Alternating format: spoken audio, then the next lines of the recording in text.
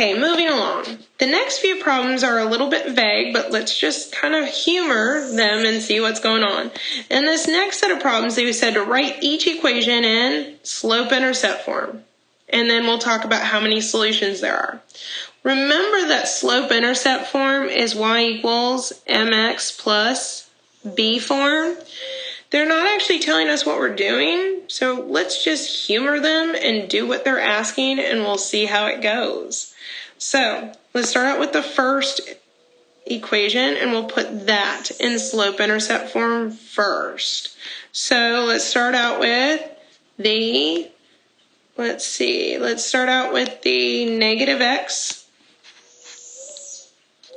plus 2y equals 8, and putting that in the y equals mx plus b form, which means I need to solve for y.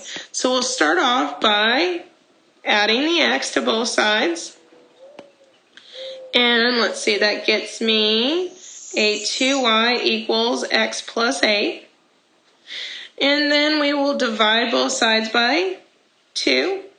And I do want to simplify this because obviously they want us to compare something when we're done. So this will give me that y equals, don't forget there's a hidden 1 in front of your x, so that actually gives us a 1/2 x. And be careful, you also are dividing the 8 by 2, which gives us a positive 4. So that's our first line. Don't know what they're trying to get us to do. We'll see in a minute. But let's do what they wanted. Let's put both lines in slope-intercept form. So I need to do that with the second line too. The second line, do that off to the side here, is a 4x minus 8y equals 1. So to solve this guy for y, like the last one, we'll have to move the 4x by subtracting 4x from both sides. And then that'll leave us with negative 8y equals, negative 8y equals negative 4x plus 1. Then we'll divide both sides by a negative 8.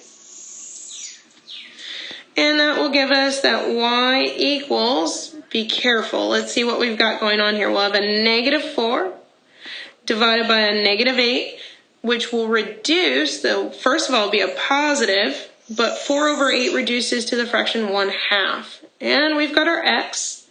The second piece is we've got a 1 divided by a negative 8, which will leave us just with a not pretty fraction, a negative 1/8. Now let's take a look at our two answers and let's see if there's anything we should be noticing, because they didn't tell us what we were doing here, other than we should be finding out how many solutions we have. Well, what I noticed between these two answers is one similarity. They have the exact same slope. Well, if you think way back when to your last test, when we were graphing lines, what do you know about lines with the same slope? Well, graphs with the same slope are parallel. So what do we know about graphs that are parallel? Well, they never intersect. What does that mean about two lines when we're trying to figure out when they intersect and how many solutions they have? Well, it means that there's going to be no solutions. These two lines will never intersect, so we won't have any solutions. So what this is trying to do is to get you to relate what we were doing before with something new now, where we're talking about solving systems of equations and making sure that you understand what that means. Let's try one last problem. So we're going to do the same exact thing all over again, is take each equation one at a time and put them in slope-intercept form, the y equals mx plus b. So let's start with the first one here, which is the equation 5x equals negative 2y plus 1. Again, we're trying to get the y by itself. So it's on the other side, but it doesn't matter. We'll still get the y by itself just on the right-hand side. We'll subtract 1 from both sides to get started.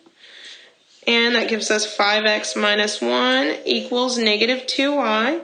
Now we need to get rid of the negative 2, so we'll divide everything on both sides by a negative 2.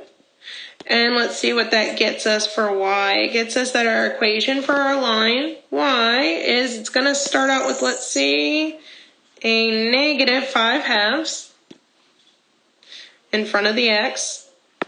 And be careful, we've also got a negative 1 over negative 2, which will actually turn into a positive 1/2. Okay, they again wanted us to do this for both equations, so let's do the same thing. We're hammering them for right now. So let's say we've got 10x equals negative 4y plus 2. So what we'll do here is we will subtract our, again, we're solving for y. Let's not forget what we're doing. We're solving for y, so let's subtract the 2 first. So let's see what that does for us. That gets us 10x minus 2 equals a negative 4y. So our last step here would be to divide everything straight on through by a negative 4. And let's see what that does for us. That gets us a y equals, here we're going to have to do some reducing, 10 over negative 4. Well, that's going to give us a negative. Well, 10 and 4 are both divisible by 2, so let's reduce it by dividing out a factor of 2, which will give us 5/2. We still have our x that's next to it. What else do we have? We also have a negative 2 divided by a negative 4, which will turn into a positive. Well, 2 and 4 are both divisible by 2, so let's reduce it. That'll give you a positive 1/2. Now, just like before, let's look at the two lines that we came up with, and let's compare them. Notice, if we look at the two lines that we came up with here, and we compare them, notice again they actually have the same slope, but it's actually even better than that. They have the exact same equation, not just the slope. They look identical. So they're identical. What does that mean? It means that they are the exact same line. Now they asked, what would this mean about how many solutions? Remember, if they're the same line, they're on top of one another, it means they're going to intersect at every point that they both have, which means that there's going to be infinitely many solutions.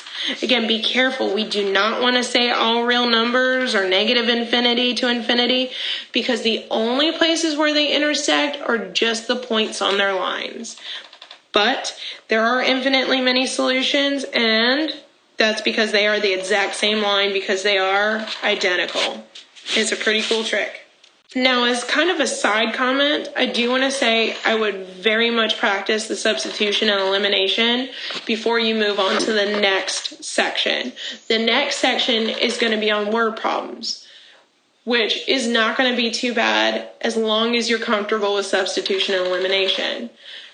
Because most people don't like word problems, we want to make sure that you are comfortable with substitution and elimination, so then the only thing you are worried or uncomfortable about in the next section is just the word problems themselves. The actual math shouldn't be the problem, it's setting up the equations that will be more difficult.